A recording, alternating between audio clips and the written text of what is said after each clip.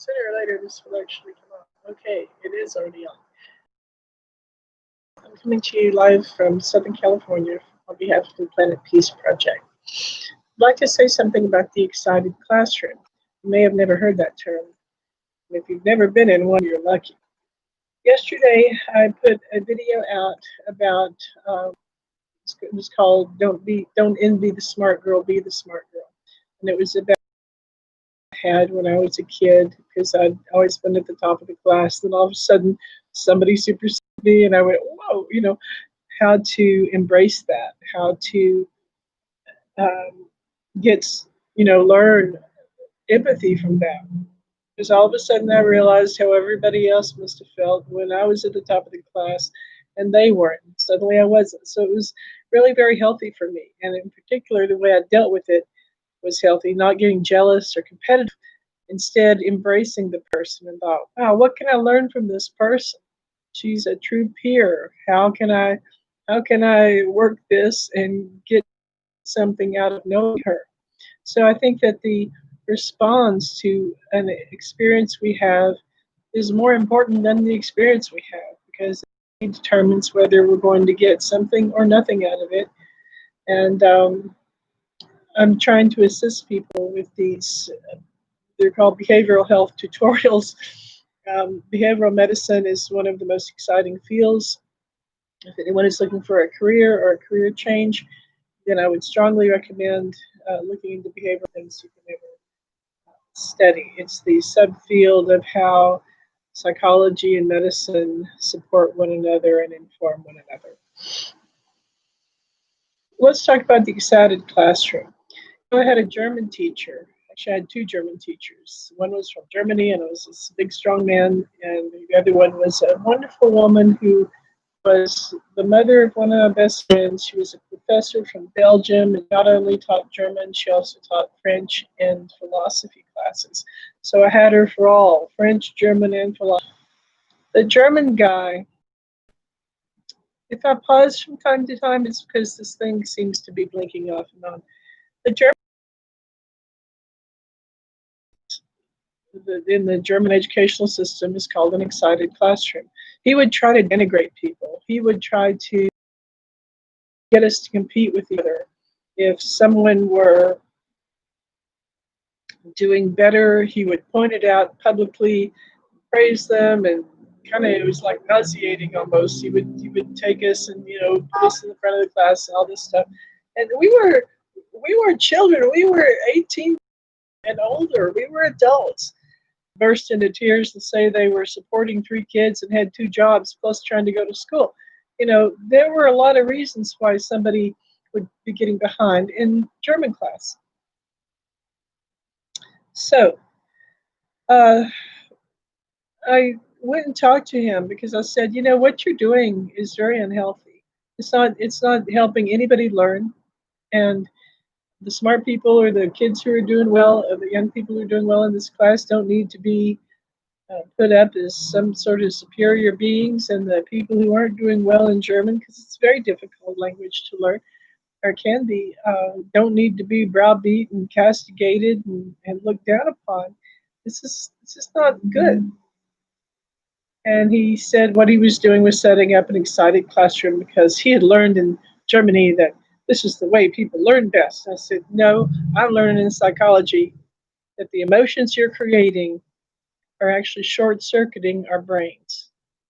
Because when somebody is in there trying to learn vocabulary or syntax or the etiology behind idioms or whatever, the part of their brain that learns language is what needs to be excited, not the part of their brain that is back here, the competitive, the self-protective.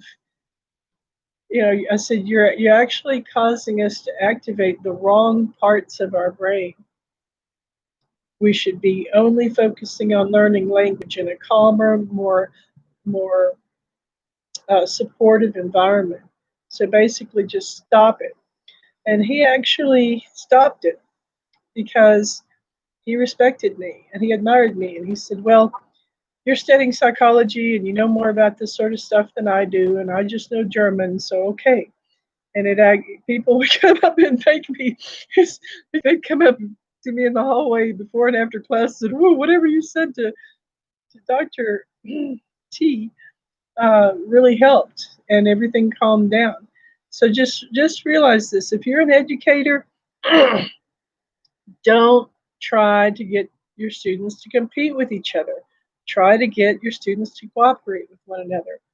One of the things that Charles Darwin said that people seem to pay attention to was that cooperation is more important than competition in terms of the survival of an individual or the survival of a species.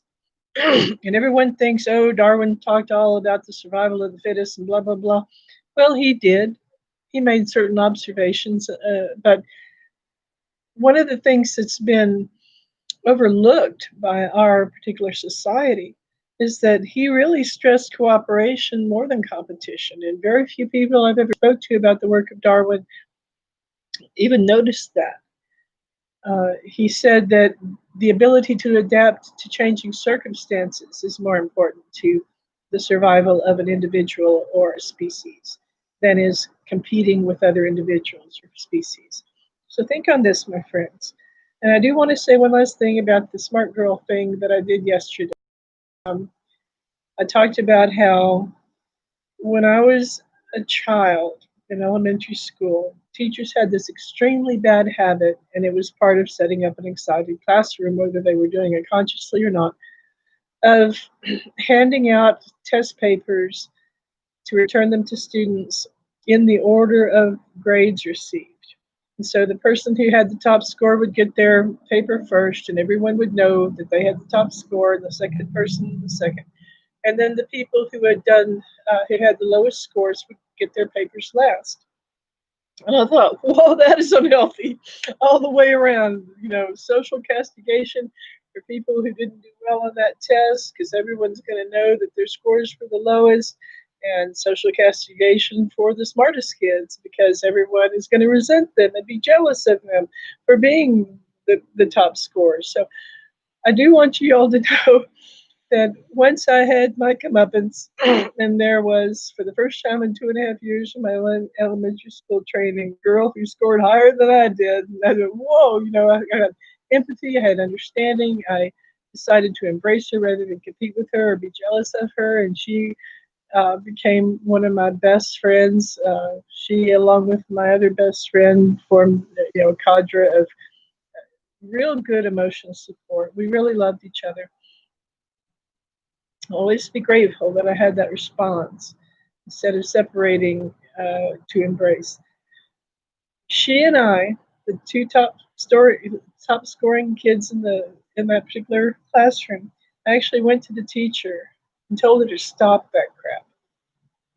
We were just kids. We were 9 years old. But we went over to our teacher, who was something like 50 something or 60 something, and we just basically told her to cut that crap out because it wasn't good for us. I personally did not have the concept of the excited classroom. Uh, I'd never studied it or heard of it until I was in college, but I knew inherently that that's what she was trying to do, and that how extremely unhealthy it was for everyone concerned. So she decided that since we were so smart, that she was going to do what we said, and she started talking to the other teachers and the principal of the school. And our teacher took what we had to say and our complaints about that to, uh, they went large. And all the teachers in that elementary school stopped handing out test papers in that fashion. Now, you would think, wouldn't you, that it was the lowest scoring people who would have gone to her and complained, but it was actually, stop making us so darn unpopular by pointing out that we did well. In any event, I want these tutorials to be informative and helpful and healing because I have a lot to say, and it's time I said it. It's 2020. Oh, look at the time. Thank you for your attention.